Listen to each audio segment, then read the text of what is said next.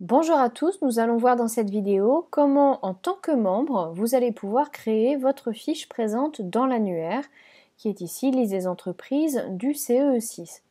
Alors on va partir du principe que vous avez réglé votre cotisation soit à travers le paiement en ligne, soit à travers un moyen plus classique comme l'envoi de votre bulletin d'adhésion par papier avec un chèque. Du moment où votre adhésion pour l'année a été réceptionnée par notre équipe, dans ce cas-là, vous sont envoyés un login et un mot de passe par email.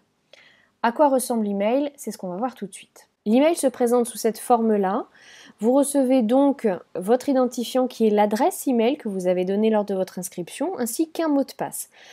Vous avez également un lien qui va vous permettre de vous connecter sur votre espace membre. Alors si vous cliquez sur espace membre, vous arrivez sur cette page de login. Vous arrivez sur cette page également d'une autre manière, depuis la page d'accueil du CEE6, dans la rubrique adhérent, puis espace membre. Vous pouvez ressaisir votre adresse email à la main, soit faire un copier-coller grâce à l'email qui vous a été envoyé.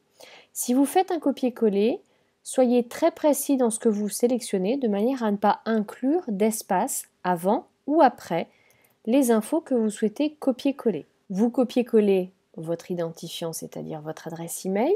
Vous recommencez la même opération avec le mot de passe. Cliquez sur ce souvenir de moi et vous connectez. Je vous montre ici un exemple test de ce que vous verrez en tant qu'adhérent. Sur ce tableau de bord, qui est encore en cours d'évolution à l'heure actuelle, vous retrouverez différentes informations, mais pour l'instant, concentrons-nous sur les 4 onglets que vous trouvez juste en dessous. On va les comparer avec l'aspect qu'a une fiche membre aujourd'hui sur le site. Une fiche membre se compose de cette manière, le logo de l'entreprise, la photo du membre qui la représente, le nom de la société, l'activité, qui en est le dirigeant, puisqu'évidemment le membre qui représente la société dans le club peut être différent du dirigeant. On a sur le côté les informations pratiques comme l'adresse, les coordonnées, email, téléphone, l'adresse du site web et si vous avez également des réseaux sociaux, les pictogrammes qui permettent d'aller sur vos réseaux sociaux. Là, vous allez pouvoir intervenir également sur tout ce qui est société, offre, agenda, annonces et actualités. Mais alors qu'est-ce que c'est finalement? On va regarder dans un premier temps les onglets société et offre. Dans votre back-office, il s'agit de l'onglet Mon entreprise. On retrouve bien, effectivement, le nom de la société, sa description, l'offre qui est ici, c'est ce que vous retrouvez dans l'offre, d'accord? Et ce qui est à remplir dans présentation, c'est ce que vous retrouvez dans la partie société. Par défaut, lorsque vous ouvrirez votre fiche membre en back-office, vous aurez des textes factices et un petit tableau. Certaines personnes souhaitent associer en effet une image et un texte. Alors, soit vous vous servez de ce tableau qu'on vous a mis par défaut, vous effacez le texte factice et vous mettez votre propre texte, soit vous pouvez complètement effacer la totalité du contenu et partir de rien.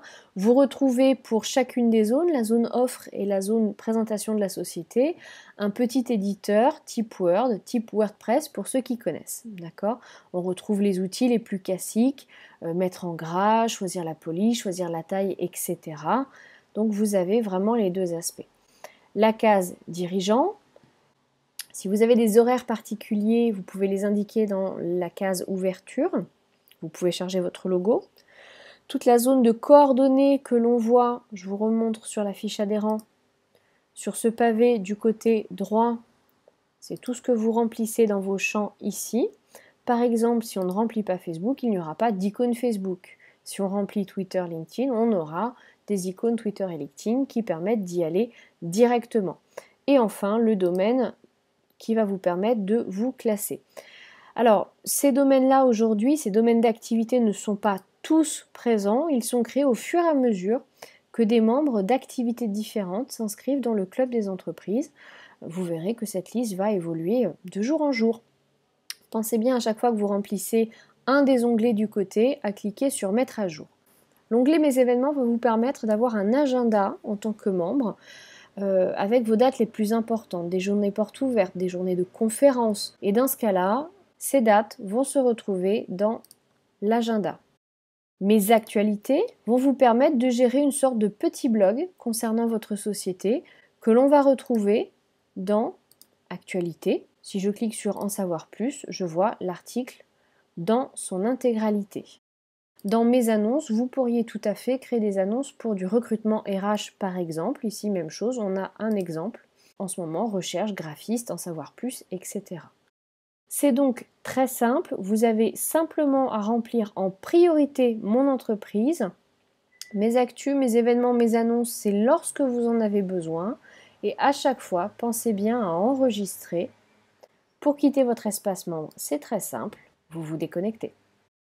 Si vous avez des questions, vous n'hésitez pas à nous envoyer un email à l'adresse support@cee6.fr.